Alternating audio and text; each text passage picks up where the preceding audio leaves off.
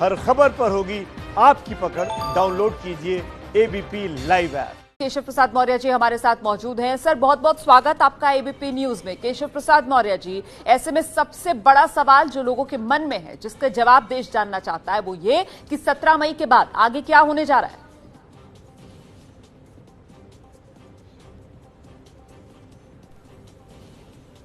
सरकार की जो गाइडलाइन आएगी, उत्तर प्रदेश सरकार की यही नीति है कि हम भारत सरकार की गाइडलाइन के हिसाब से उत्तर प्रदेश को आगे लेकर के बढ़ेंगे।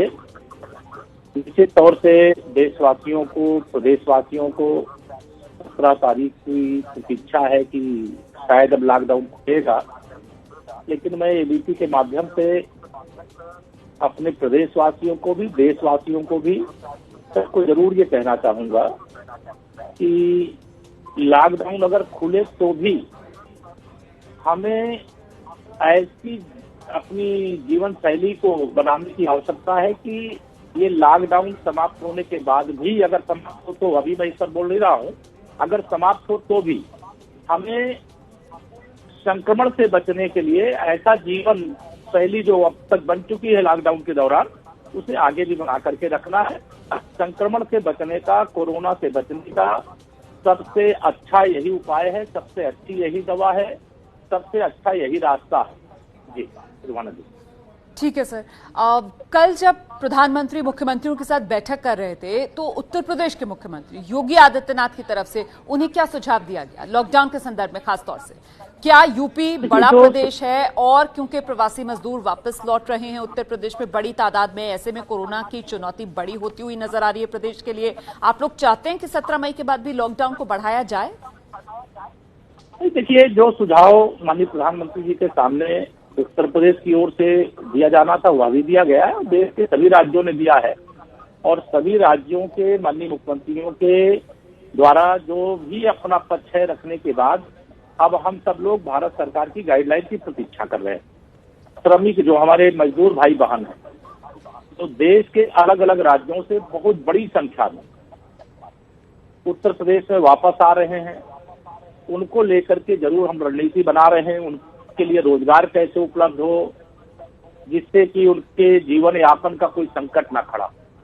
जिस प्रदेश में वापस आते ही जो सरकार की ओर से व्यवस्था है, उनको तत्काल प्रभाव से जो राशन किट है वह भी दिया जाता है। साथ ही उनको 1000 रुपए, यह कोरोना संक्रमण के संकट के समय उनको राशि भी दी जा रही है, लेकिन हम उनको रोजगार देने को प्राथमिकता दे रहे हैं। चाहे वह रोजगार जो हमारे निर्माण कार्य चल रहे हैं उसके माध्यम से, और चाहे वह रोजगार मनरेगा के माध्यम से, चाहे जो हमारे प्रदेश के अंदर बहुत सारी इंडस्ट्रियां हैं, और बहुत सारी जो इंडस्ट्रियां हैं उनको चालू करवाने का काम भी कर रहे हैं। हमारा सर्वाधिक प्रयास ये है कि हम अधिक से अधिक रोजगार पैदा करें। हमें कोरोना से भी बचना है, हमें रोजगार भी सृजित करना है, प्रदेश का विकास भी करना है। सभी मुद्दों को लेकर के उत्तर प्रदेश की सरकार अपने स्तर पे सभी मोर्चों पे कदम उठाई है और रणनीति के अनुसार काम कर रही है। जी सर, कल 2.25 लाख के आसपास तक की संख्या थी जो प्रवासी मजदूर वापस उत्तर प्रदेश पहुंचे हैं। आप लोगों का यूपी में असेसमेंट क्या है, आंकलन क्या है सर? कुल कितने मजदूर होंगे जो वापस लौटेंगे? अभी कुछ संख्या जो आप शेयर कर सके हमारे दर्शकों के साथ। देखिए, मिनिमम 25 लाख लोग आएंगे, ऐसा मैं मानता हूँ। मैक्सिमम की तो कोई सीमा नहीं है, मैक्सिमम तो 1 करोड़ तक संख्या जा सकती है, लेकिन मिनिमम या 25 लाख की संख्या जरूर आएगी, ऐसा हम लोग मान करके उसी के हिसाब से तैयारी भी कर रहे हैं। उनके लिए रोजगार कैसे मतलब उपलब्ध कराया जाए, और कैसे उनके सामने जीवन यापन का संकट ना खड़ा होने पाए। जी, सबसे ज्यादा जो मजदूर हैं उत्तर प्रदेश के, वो किस राज्य में है सर? क्या उस अनुपात में रेलगाड़ी चलाने की आप लोगों की तरफ से मांग भी की गई है?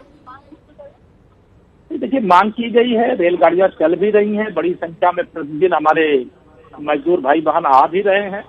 लेकिन एक बात को लेकर के मैं जरूर चिंतित हूँ, सरकार चिंतित है कि बड़ी संख्या ऐसी है जो पैदल चल दिया है, कोई छोटे किराए के वाहनों से चल दिया है, और इसके कारण से उनकी चिंता हमें है। और हम उनसे एबीपी के माध्यम से भी अपील करना चाहते हैं वो जहां पर हैं कृपा करके वहीं पर रहे।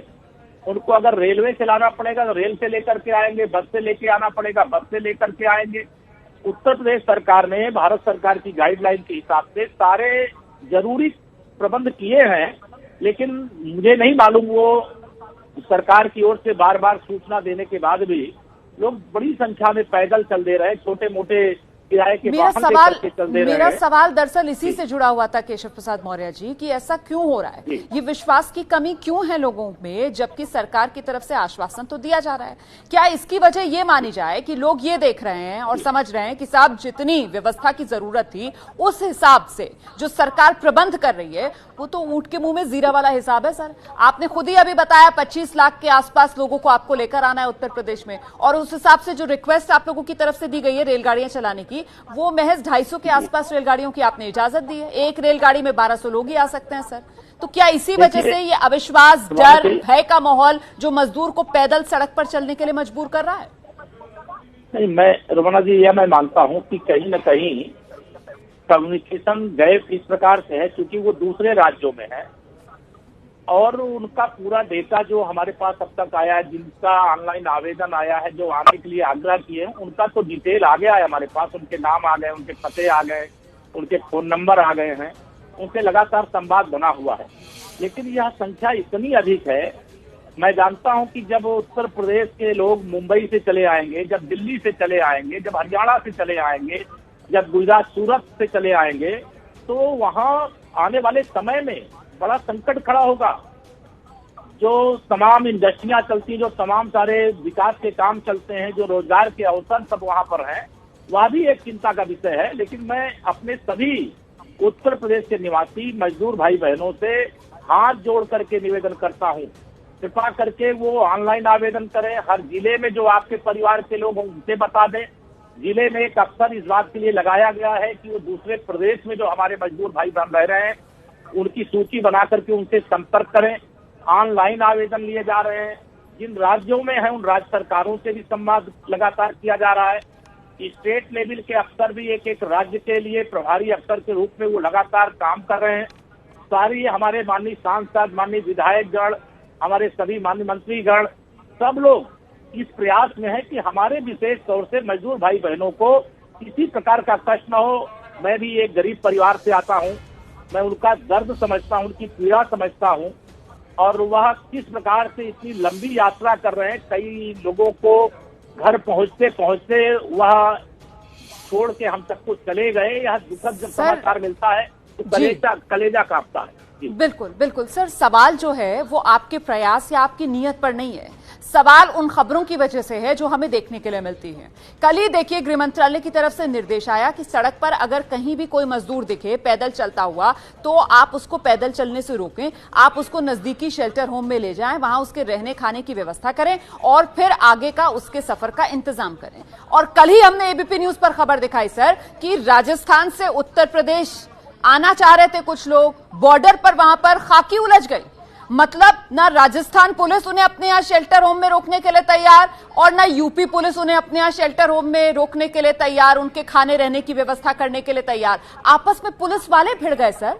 ऐसा तिरस्कार इस देश में मजदूरों का क्यों किया जा रहा है? नहीं, हम ये आपने इस खबर को दिखाया, इसके लिए धन्यवाद है।